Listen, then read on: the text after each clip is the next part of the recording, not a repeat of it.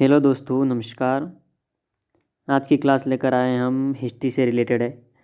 तो वन रक्षक की आपकी तैयारी करवा रहे हैं, तो जल्दी जल्दी वीडियो को शेयर करिए, वीडियो को लाइक करें और यूट्यूब चैनल किरण ऑनलाइन स्टडी को सब्सक्राइब कर दीजिए, ठीक है। और साथ में बेल आइकन ज़रूर दबाइए ताकि जब भी हम कोई वीडियो लेकर आए सबसे पहले नोटिफिकेशन आप तक आए। क्लास आपकी अच्छी है, क्लास को शेयर कर दीजिए अपने दोस्तों के साथ ताकि वो भी वन रक्षक की जो तैयारी कर रहे हैं उनकी प्रिपरेशन अच्छी हो, सहायता मिले, ठीक है। तो आपका समय ज़्यादा न लेते हुए वीडियो की ओर हम आपकी क्लास की ओर आगे बढ़ते हैं। तो अपना जो पहला जो प्रश्न है साथियों, अपना पहला जो प्रश्न है वो बन के आ रहा है कि इलाहाबाद के मिंटो पार्क, ठीक है, इलाहाबाद के मिंटो पार्क में 1 नवंबर 1858 को किसने महारानी विक्टोरिया का घोषणा पत्र सुनाया था, ठीक है। अपना जो पहला प्रश्न है वो है कि इलाहाबाद के मिंटो पार्क में 1 नवंबर 1858 को किसने महारानी विक्टोरिया का घोषणा पत्र सुनाया था, ठीक है। आपको मैं बता दूं कि आपकी कुल हम ये लगभग आपकी 37 प्रश्नों की जो सीरीज़ है वो हम आपके लिए लेकर आए। कितने? 37 प्रश्नों की लगभग सीरीज लेकर आ रहे हैं, ठीक है। तो इलाहाबाद के मिंटो पार्क में 1 नवंबर 1858 को किसने महारानी विक्टोरिया का जो घोषणा पत्र को सुनाया था, तो वो कौन थे? लॉर्ड कैनिंग, ठीक है। लॉर्ड कैनिंग जो थे उन्होंने 1 नवंबर 1858 को महारानी विक्टोरिया का घोषणा पत्र सुनाया था। कहाँ? इलाहाबाद के मिंटो पार्क, इलाहाबाद, ठीक है। और इलाहाबाद का अब तो दूसरा नाम कर दिया है क्या? याद रखना दोस्तों, ठीक है। क्या कर दिया है? प्रयागराज, ठीक है। क्या कर दिया है? प्रयागराज भी दूसरा नाम है इलाहाबाद का, ठीक है। नेक्स्ट बात करते हैं 1857 के प्रथम स्वतंत्रता संग्राम के बाद भारत में किसका शासन हुआ, ठीक है। 1857 की जो क्रांति हुई थी उसके बाद भारत में किसका शासन आरंभ हुआ था? वो किसका हुआ था? ब्रिटिश सरकार की रानी विक्टोरिया का, ठीक है। ब्रिटिश सरकार की जो रानी थी, रानी विक्टोरिया, इसका शासन प्रारंभ हुआ था 1857 की क्रांति के बाद, ठीक है। इसके बाद जब बात करते हैं कि गवर्नर जनरल की 1857 के बाद क्या कहलाने लगे, ठीक है। गवर्नर जनरल जो थे वो 1857 की क्रांति के बाद क्या कहलाने लगे, तो वो कहलाने लगे वायसराय, ठीक है। क्या कहलाने लगे दोस्तों? वो कहलाने लगे वायसराय, ठीक है। यानी कि 1857 की क्रांति के बाद जो गवर्नर जनरल जो थे उनको क्या कहते थे? उनको कहते थे वायसराय, ठीक है। वायसराय कहते थे। आगे बढ़ते हैं नेक्स्ट क्वेश्चन की ओर। तो नेक्स्ट क्वेश्चन है 1861 ईस्वी में ब्रिटिश सरकार के इंडिया काउंसिलिंग एक्ट के द्वारा, ठीक है, किसके द्वारा? 1861 के ईस्वी में ब्रिटिश सरकार ने इंडिया काउंसिलिंग एक्ट के द्वारा गवर्नर जनरल काउंसिलिंग परिषद को क्या नाम दिया था, ठीक है। क्या नाम दिया था? तो वो कौन सा नाम दिया था? वो नाम दिया था इंपीरियल लेजिस्लेटिव काउंसिलिंग, ठीक है। इंपीरियल लेजिस्लेटिव काउंसिलिंग ये नाम दिया था, ठीक है। आगे बढ़ते हैं अपन नेक्स्ट क्वेश्चन की ओर। अपना नेक्स्ट क्वेश्चन है सन 1861 में, किसमें? सन 1861 की जब बात करते हैं तो सन 1861 में भारतीय लोक सेवा अधिनियम के अंतर्गत कौन से नियुक्ति की जाती है, ठीक है। कौन से नियुक्त किए जाते थे, ठीक है। 1861 में जो भारतीय लोक सेवा अधिनियम जो था उसके अंतर्गत किनको नियुक्ति दी जाती थी, तो वो है ICS, ठीक है। ICS, ठीक है। ICS जो है वो ICS जो है ना फ्रेंड, उनकी नियुक्ति की जाती थी 1861 में जो भारतीय लोक सेवा अधिनियम थी उनके अंतर्गत। नेक्स्ट अपन बात करते हैं ICS, ठीक है। आज ICS को क्या कहते हैं, यानी कि वर्तमान में ICS को क्या कहते हैं? तो वर्तमान में ICS को कहते हैं IAS, ठीक है। IAS कहते हैं यानी कि भारतीय प्रशासनिक सेवा, ठीक है। IAS जो कि UPSC फाइट करते हैं ना दोस्तों, UPSC जो फाइट करते हैं उसमें रिलेटेड होता है, ठीक है। UPSC में IAS बनते हैं, IPS बनते हैं वगैरह जो भी है वो सब UPSC एग्जाम के थ्रू बनते हैं, ठीक है। तो आगे बढ़ते हैं। नेक्स्ट क्वेश्चन है प्रथम विश्व युद्ध कब शुरू हुआ, ठीक है। नेक्स्ट हमारा क्वेश्चन है कि प्रथम विश्व युद्ध जो है वो कब आरंभ हुआ, तो प्रथम विश्व युद्ध हुआ सन 1914 में आरंभ हुआ था, सन 1914, ठीक है। 1940 में आरंभ हुआ था। नेक्स्ट अपन बात करते हैं सन 1863 में ICS की परीक्षा पास करने वाले प्रथम भारतीय कौन थे? ICS, ठीक है। ICS जो कि वर्तमान में IAS कहते हैं, ठीक है। वर्तमान में क्या कहते हैं? IAS कहते हैं। और IAS किसके थ्रू बना जाता है? UPSC फाइट जो करते हैं ना उसके थ्रू आता है, उसका एक स्कोप है। और इसमें आता है एक LBSN है, ठीक है। LBSN ऐसे आता है, ठीक है। ये इनकी प्रिपरेशन करवाती है वो संस्था है। आगे बढ़ते हैं तो आपको बता दें कि अपना नेक्स्ट जो क्वेश्चन है उसकी बात कर रहे हैं। तो ये मैं आपको बता दूं कि 1863 है, इसमें आईसीएस की परीक्षा पास करने वाले पहले भारतीय कौन थे। अभी तो यूपीएससी बात करते हैं, ठीक है, यूपीएससी अभी यूपीएससी एग्जाम होते हैं और पहले आईसीएस एग्जाम था, आईसीएस, ठीक है। तो बात कर रहे थे अपन कि 1863 में आईसीएस की परीक्षा पास करने वाले पहले भारतीय कौन थे, तो वो थे सत्येंद्रनाथ ठाकुर। सत्येंद्रनाथ ठाकुर जो थे वो 1863 में पहले ऐसे भारतीय थे जिन्होंने आईसीएस के एग्ज़ाम पास किया था, ठीक है। नेक्स्ट अपन बात करते हैं इंडियन साइंस, ठीक है। क्वेश्चन ये भी आ सकता है कि आईसीएस को वर्तमान में किस नाम से जानता है, आईसीएस को तो किस नाम से जानते हैं वर्तमान में, आईएएस, ठीक है, आईएएस के नाम से जानते हैं वर्तमान में, ठीक है। तो आगे बढ़ते हैं, इंडियन साइंस कांग्रेस की स्थापना किसने की, इंडियन साइंस कांग्रेस की स्थापना किसने की थी, तो वो की थी महेंद्र लाल सरकार ने, ठीक है, महेंद्र लाल जी की जो सरकार थी उन्होंने महेंद्र लाल सरकार ने की थी। नेक्स्ट बात करते हैं, सीवी रमन को किस क्षेत्र में नोबेल पुरस्कार प्राप्त हुआ था। रमन जो हैं, सीवी रमन जो है इनको किस क्षेत्र में नोबेल पुरस्कार की प्राप्ति हुई थी, किस क्षेत्र में हुई थी, वो हुई थी भौतिकी में, ठीक है, फिजिकल में हुई थी, ठीक है, फिजिक्स में हुआ था। नेक्स्ट बात करते हैं, भारत में पहली रेल, ठीक है, भारत में किसकी बात कर रहे हैं अपन, भारत की बात करें तो भारत में पहली रेल यात्रा बोरीवली से ठाणे के बीच कब शुरू हुई, ठीक है। भारत में पहली रेल यात्रा जो कि बोरीवली से ठाणे के बीच हुई वो कब हुई थी, ठीक है, तो सन हुई थी 1853 में, ठीक है, सन 1853 में ये आरंभ हुई थी। तो आपको बता दूं दोस्तों कि ये जो आपको दिख रहा है ना किरण ऑनलाइन स्टडी, तो अपना यूट्यूब चैनल है, इसको सब्सक्राइब कर दीजिए, साथ में बेल आइकन जरूर दबाइए, ठीक है। और नेक्स्ट अपन बात करते हैं तो ये दर्श आरबीएसई एजुकेशन जो है, यहाँ पे आपको डेली के डेली जो न्यूज़ होती है ना वो मिलती है। इसके बाद आपके कंपटीशन एग्जाम जो होते हैं ना, आपके ये जो कंपटीशन एग्जाम की प्रिपरेशन हम यूट्यूब पे भी करवा रहे हैं, और वहाँ पे भी आपको फोटो के जरिए आपके जो वस्तुनिष्ठ जो प्रश्न होते हैं उन्हें अवेलेबल करवाया जाता है, जो कि देश दुनिया में जो भी होता है उसके अनुसार आपकी करंट वगैरह आपको मिलते हैं उसमें, ठीक है। तो आपकी इंस्टाग्राम पेज है ये दर्श आरबीएसई, तो इसको आप फॉलो कर दीजिए। और एक और आपके पेज है इंस्टाग्राम पे जो कि जीत मोटिवेशन करके है, इसको भी फॉलो कर दीजिए। यहाँ पर आपको हमेशा मोटिवेशनल जो है वही वीडियो उपलब्ध होंगे, ठीक है, हमेशा मोटिवेशनल वीडियो उपलब्ध होंगे जिससे आप हमेशा मोटिवेट होते रहें, ठीक है। तो आगे बढ़ते हैं, नेक्स्ट क्वेश्चन है, सन 1828 में ब्रह्म समाज की स्थापना किसने की थी, ठीक है, ब्रह्म समाज की स्थापना किसने की थी सन 1828 में, तो वो की थी राजा राम मोहन राय ने, ठीक है, राजा राम मोहन राय ने 1828 में ब्रह्म समाज की स्थापना की थी। क्वेश्चन ये आ सकता है कि ब्रह्म समाज की स्थापना किसने की थी, तो राजा राम मोहन राय ने, ठीक है। नेक्स्ट आगे बढ़ते हैं, राजा राम मोहन राय की कोशिशों के कारण लॉर्ड बेटिंक ने कब सती प्रथा रोकने का कानून बनाया, ठीक है, ये भी आ सकता है कि सती प्रथा रोकने का जो कानून है, ठीक है, वो किसकी उपलक्ष्यता में बनाया गया और कब बनाया गया, तो वो राजा राम मोहन राय की उपलक्ष्यता में बनाया गया, उनकी कोशिशों के कारण। और कब बनाया गया, तो सन 1829 में। कब बनाया गया, सन 1829 में सती प्रथा जो चल रही थी ना, सती प्रथा जो चल रही थी उसका अंत हुआ, ठीक है, उसे रोक दिया गया। और सती प्रथा क्या होता है, मैं आपको बता दूं कि सती प्रथा वही होता है कि यदि किसी मतलब यदि किसी के पति की डेथ हो जाए, ठीक है, किसी के पति की डेथ हो जाती है ना, किसी के पति की डेथ हो जाती है तो पत्नी भी, ठीक है, पत्नी भी उसके पति की जो सैया होती है ना उसके पास ही एक सैया उसकी भी करवा दी जाती है, उसे जीते जी अग्नि संस्कार मतलब उसका अंतिम दाह किया जाता है उसके जीते जी, ठीक है। तो वो होती है सती प्रथा थी, ठीक है, पत्नी के बाद मतलब पति के बाद पत्नी की सती होना यानी कि आत्मदाह करना, ठीक है, उसे कहते थे सती प्रथा, ठीक है। आगे बढ़ते हैं, यह कानून कब बना कि विधवा बच्चों की दोबारा शादी की जा सकती है, ठीक है, ये काफ़ी इंपॉर्टेंट है, ठीक है, ये वेरी इंपॉर्टेंट है दोस्त, ठीक है, वेरी इंपॉर्टेंट है। तो ये है कि ये कानून कब बना कि विधवा बच्चा जो है वो दोबारा शादी कर सकते हैं। ये कानून कब बना, तो वो बना 1856 में, ठीक है, 1856 में तो ये कानून बना कि बच्चा है वो विधवा होने के बाद दूसरी शादी कर सकती है। और सन, ठीक है, और कब, सन 1829 में ये कानून बना, कौन सा, ये कानून बना कि सती प्रथा रोक दी जाए, ठीक है, सती प्रथा को रोकने के कानून बना था सन 1829 में, जो कि राजा राम मोहन राय की कोशिशों के कारण बना था, ठीक है। नेक्स्ट आगे बढ़ते हैं, नेक्स्ट क्वेश्चन है अपना 1875 में आर्य समाज की स्थापना किसने की? अब आर्य देखो, ब्रह्म समाज की स्थापना किसने की थी? ब्रह्म समाज की स्थापना करने वाले कौन थे? राजा राम मोहन राय थे, ठीक है, राजा राम मोहन राय थे। और इसके बाद अब आर्य समाज की जब बात करते हैं, ठीक है, आर्य समाज की स्थापना की बात करते हैं तो 1875 में आर्य समाज की स्थापना की थी, किसने की थी? तो वो की थी दयानंद सरस्वती, ठीक है, स्वामी दयानंद सरस्वती जी ने आर्य समाज की स्थापना की थी। तो आगे बढ़ते हैं कि प्रार्थना सभा की स्थापना किसने की थी? अब ये प्रार्थना की जब बात करते हैं तो प्रार्थना सभा की स्थापना किसने की थी?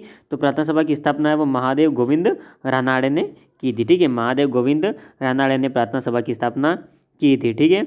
आगे बढ़ते हैं, सन 1896 में रामकृष्ण मिशन की स्थापना किसने की थी? ठीक है, अब सन 1896 में रामकृष्ण मिशन की स्थापना किसने की थी? तो रामकृष्ण मिशन की स्थापना किसने की थी? वो की थी स्वामी विवेकानंद जी ने, ठीक है, स्वामी विवेकानंद जी थे जिन्होंने रामकृष्ण परमहंस बोलते हैं इनको, तो रामकृष्ण मिशन की स्थापना की थी, ठीक है। नेक्स्ट आगे बढ़ते हैं, अपना नेक्स्ट क्वेश्चन है कि सन 1864 यानी कि 1864 में साइंटिफिक सोसाइटी यानी कि विज्ञान समिति की स्थापना किसने की थी? अब विज्ञान समिति की स्थापना कब हुई थी? सन दे रखा है सन 1864 में, ठीक है, और किसने की थी? तो वो की थी सर सैयद अहमद खान है, ठीक है, सर सैयद अहमद खान जो थे इन्होंने साइंटिफिक सोसाइटी यानी कि विज्ञान समिति की स्थापना की थी, ठीक है। नेक्स्ट आगे बढ़ते हैं, नेक्स्ट क्वेश्चन है अपना, अलीगढ़ मुस्लिम विश्वविद्यालय के संस्थापक कौन थे? ठीक है, अब अलीगढ़ के मुस्लिम विश्वविद्यालय के संस्थापक कौन रहे थे? कौन थे अलीगढ़ के मुस्लिम विश्वविद्यालय के संस्थापक? तो वो कौन थे? सर सैयद अहमद खां, ठीक है, सर सैयद अहमद खां ही थे। अब ये क्वेश्चन आ सकता है, ठीक है, सर सैयद अहमद खां जो हैं उनको याद रखना, और दो क्वेश्चन इससे आपके पूरे होंगे कि साइंटिफिक सोसाइटी की स्थापना किसने की या विज्ञान समिति की स्थापना किसने की थी, ये भी क्वेश्चन आ सकता है। ये यूँ बोले कि 1864 में जो समिति बनी थी, इस विज्ञान समिति, उसका गठन किसने किया था, ये भी क्वेश्चन आ सकता है कि विज्ञान समिति की का गठन है वो कब किया गया? तो सन 1864। किसने किया? तो सर सैयद अहमद खां।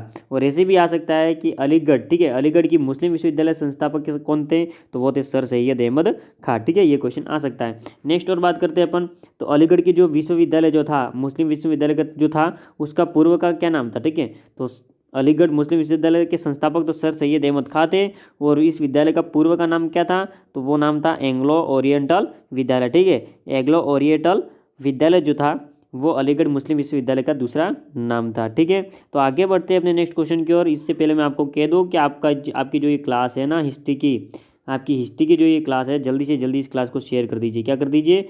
जल्दी जल्दी शेयर कर दीजिए, ठीक है, जल्दी जल्दी शेयर कर दीजिए ताकि आपके और भी भाई बहन हैं वो इस क्लास का लाभ ले सके, ठीक है। नेक्स्ट क्वेश्चन की ओर आगे बढ़ते हैं अपन। तो अपन नेक्स्ट क्वेश्चन की ओर आ चुके हैं, ठीक है। अपना नेक्स्ट जो क्वेश्चन है वो है कि सत्यशोधक समाज की स्थापना किसने की थी? ब्रह्म समाज की स्थापना वो किसने की थी? तो ब्रह्म समाज की स्थापना किसने की थी? राजा राम मोहन राय ने की थी, ठीक है। इसके बाद अब जो आया सत्यशोधक समाज की स्थापना किसने की थी? तो वो किसने की थी? ज्योतिबा फुले। अब दोस्तों आप ये बताओ कि ज्योतिबा फुले कौन थी? ज्योतिबा फुले जो थी वो कौन थी? ठीक है, ये आप बता दो। ज्योतिबा फुले मैं बता देता हूँ फ्रेंड कि ज्योतिबा फुले जो थी वो महात्मा गांधी जी जो थे, अपने राष्ट्रपिता जो थे, उनकी वाइफ थी, ठीक है, ज्योतिबा फुले, और इन्होंने सत्यशोधक समाज की स्थापना की थी, ठीक है। क्वेश्चन याद रहना चाहिए अपने को, आंसर इसका याद रहना चाहिए, ठीक है। क्वेश्चन याद रहेगा तो आंसर अपने आप आ जाएगा, ठीक है। आंसर याद रहेगा तो क्वेश्चन में अपन डिफरेंस नहीं पता चलेगा हमें, ठीक है। इसलिए हमें ये दोनों तरफ से हमें याद रहना चाहिए कि महात्मा गांधी का, अब महात्मा गांधी को तो हर किसी को याद रहता है, ठीक है, हर किसी को याद है महात्मा गांधी के बारे में। तो ज्योतिबा फुले के बारे में भी याद रखना कि सत्यशोधक समाज की स्थापना किसने की थी? तो सत्यशोधक समाज की यूँ बोले तो ज्योतिबा फुले का नाम आना चाहिए, ठीक है। नेक्स्ट आगे बढ़ते हैं अपने नेक्स्ट क्वेश्चन की ओर। सन 1886 में चेन्नई में थियोसॉफिकल सोसाइटी की स्थापना किसने की? यानी कि थियोसॉफिकल जो सोसाइटी है उसकी स्थापना किसने की थी? सन 1886 में वो की थी एनी बेसेंट ने, ठीक है। एनी बेसेंट इन्होंने ही 1886 में चेन्नई में थियोसॉफिकल सोसाइटी की स्थापना की थी, ठीक है। तो नेक्स्ट अपन आगे बढ़ते हैं अपने नेक्स्ट क्वेश्चन की ओर, ठीक है। नेक्स्ट क्वेश्चन की ओर आगे बढ़ते हैं। अपना नेक्स्ट क्वेश्चन है कि श्रीमद् भागवत गीता, ठीक है, श्रीमद् भागवत गीता का अंग्रेजी में किसने अनुवाद किया था? ठीक है, श्रीमद् भागवत गीता है उसका अंग्रेजी में ट्रांसलेशन किसने किया था? वो किया था एनी बेसेंट ने, ठीक है। तो एनी बेसेंट जो है, ठीक है दोस्तों, एनी बेसेंट जो है इन्होंने थियोसॉफिकल सोसाइटी की स्थापना भी की थी, जो कि कहाँ की थी? चेन्नई में 1886 में। और श्रीमद् भागवत गीता का अंग्रेजी में अनुवाद भी इन्होंने ही किया था, एनी बेसेंट ने, ठीक है। तो ये चीज़ आप याद रखना, ठीक है।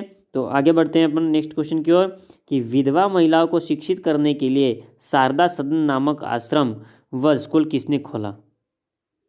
ठीक है, क्वेश्चन है कि विधवा महिलाओं को शिक्षित करने के लिए शारदा सदन, ठीक है, दो चीज़ें बताई गई है। देखो, विधवा महिला को शिक्षित करने के लिए कौन सा सदन है? शारदा सदन। और नामक आश्रम, ठीक है, आश्रम जो है और स्कूल, ठीक है, आश्रम भी बनाया गया था और स्कूल भी बनाई गई थी। तो ये किसने बनाया था? वो बनाया था पंडित रमाबाई सरस्वती, ठीक है, पंडिता रमाबाई सरस्वती जी ने विधवा महिला जो थी उन्हें शिक्षित करने के लिए शारदा सदन के नाम से आश्रम भी बनाया था और स्कूल भी बनाई थी। ठीक है, नेक्स्ट अपन आगे बढ़ते हैं नेक्स्ट क्वेश्चन की ओर। तो अपना अगला क्वेश्चन है 1885 में भारतीय राष्ट्रीय कांग्रेस की स्थापना किसने की? भारतीय राष्ट्रीय कांग्रेस जो है, जो फिलहाल तक है, उसकी स्थापना कब हुई? तो 1885 में हुई। और किसने की थी? तो वो की थी किसने? श्री एलन ऑक्टेवियन, ठीक है, श्री एलन ऑक्टेवियन यानी कि ह्यूम, यानी कि A.O. ह्यूम, ठीक है, A.O. ह्यूम ने की थी। ठीक है, A.O. ह्यूम, ठीक है, A.O. ह्यूम ने की थी। श्री एलन ऑक्टेवियन ह्यूम ने भारतीय राष्ट्रीय कांग्रेस की स्थापना की थी। ठीक है, नेक्स्ट आगे बढ़ते हैं कि कांग्रेस का जो प्रथम अधिवेशन हुआ था कहाँ हुआ था? मुंबई में हुआ था। ठीक है, तो कांग्रेस का प्रथम अधिवेशन मुंबई में हुआ, जो कि 1885 में ही। तो इसके अध्यक्ष कौन थे? ठीक है, यानी कि कांग्रेस का प्रथम अधिवेशन जब कांग्रेस पार्टी बनी थी 1885 में, मुंबई में हुआ।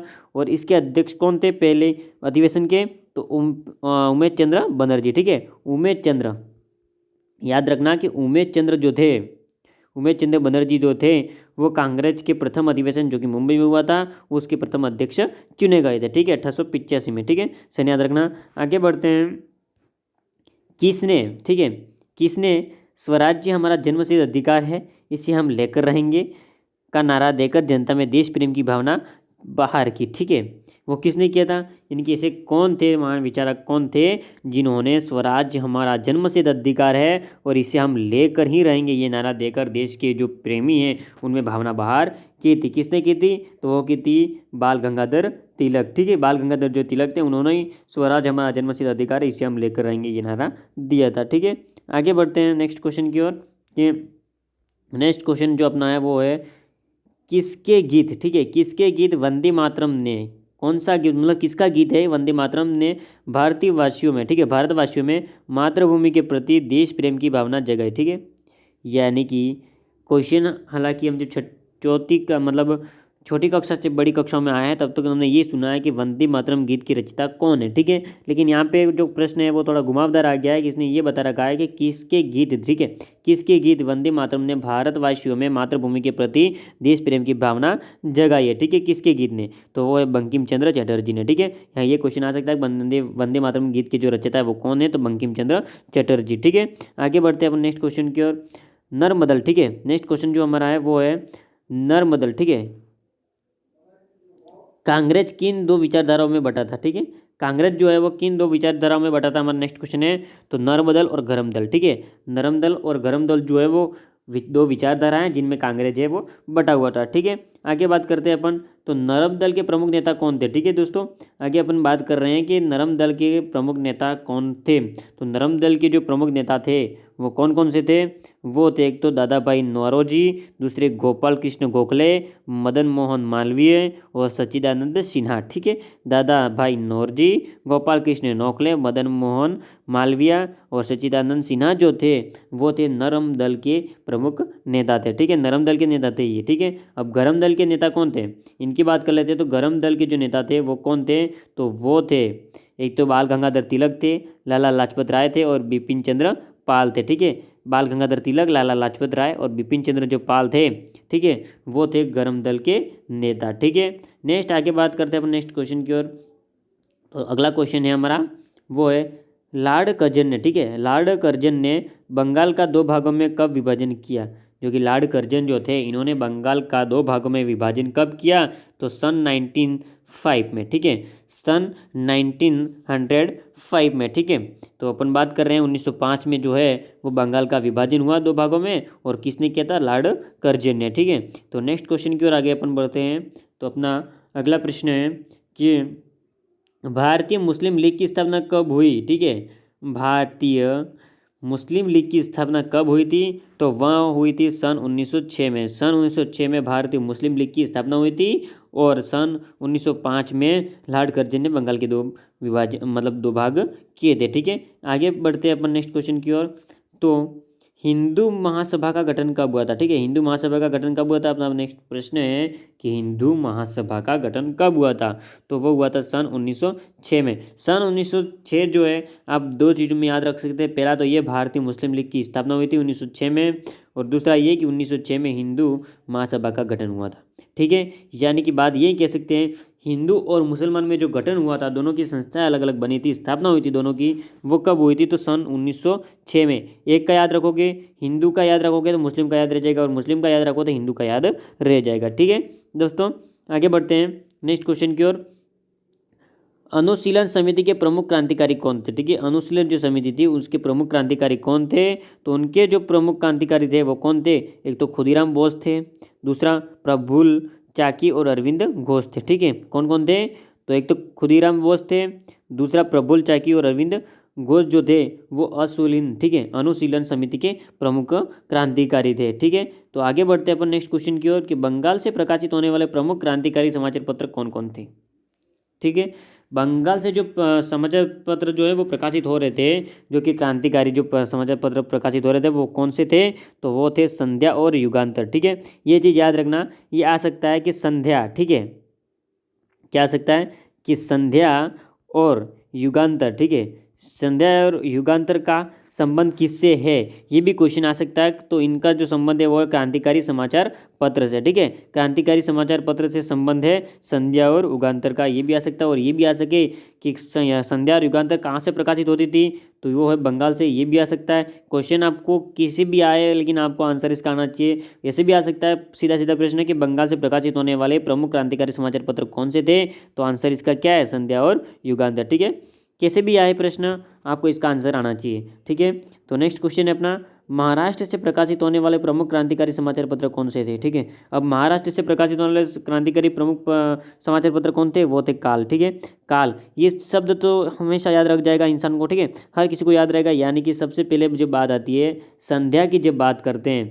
संध्या और युगांतर, ठीक है, संध्या और युगांतर की जब बात करते हैं तो संध्या और युगांतर जो है वो बंगाल से प्रकाशित की जाती थी। ठीक है, बंगाल से प्रकाशित की जाती है। ये कौन से हैं? ये क्रांतिकारी समाचार पत्र है। ठीक है, क्रांतिकारी समाचार पत्र है। और जब बात करते हैं अपन काल की, ठीक है, काल की जब बात करते हैं तो काल है वो भी एक क्रांतिकारी, ठीक है, काल जो है ना वो भी एक क्रांतिकारी समाचार पत्र है, जो कि कहाँ? महाराष्ट्र, ठीक है, महाराष्ट्र से प्रकाशित होता था।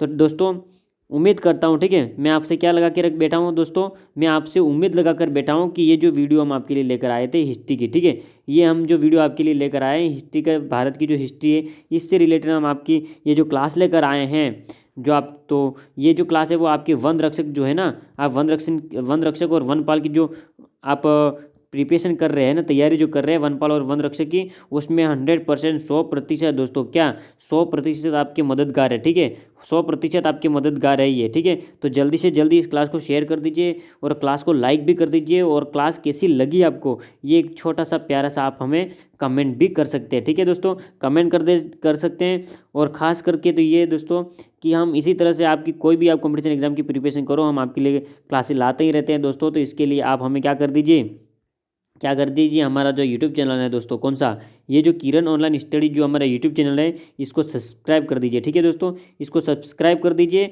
और साथ में क्या करना, साथ में जो घंटी का बटन आपको दिख रहा है ना, बेल आइकन, उसको भी प्रेस कर दीजिए और ऑल नोटिफिकेशन में रख दीजिए, ताकि हम कोई भी वीडियो लेकर आएँ सबसे पहले नोटिफिकेशन आप तक आए। ठीक है, और साथ में दोस्तों ये जीत मोटिवेशन जो है इंस्टाग्राम पेज है हमारा, ये हमेशा आपको मोटिवेट करता रहेगा। ठीक है, तो इसे फॉलो कर दीजिए। और इंस्टाग्राम पे ही हमारा दूसरा पेज है दर्श RBC एजुकेशन, जो कि आपको डेली की न्यूज़, सेक्स समाचार, और जो कि यूट्यूब पे भी अपलोड होते हैं, उसकी सूचना आपको वहाँ मिलेगी। और करंट अफेयर से आपको अवगत कराएंगे, देश दुनिया में जो करंट हो चल रही है और जो पॉपुलेशन में है वो सब कुछ आपको दर्श RBC एजुकेशन पे भी मिलेगा। ठीक है दोस्तों, तो इंस्टाग्राम पेज दर्श RBC एजुकेशन और जीत मोटिवेशन को फॉलो कर दीजिए। और साथ में बेल आइकन दबा दीजिए अपने किसमें, यूट्यूब चैनल किरण ऑनलाइन स्टडी को सब्सक्राइब करने के साथ इसका बेल आइकन जरूर दबा दीजिए। ठीक है फ्रेंड, तो वीडियो को देखने के लिए थैंक यू।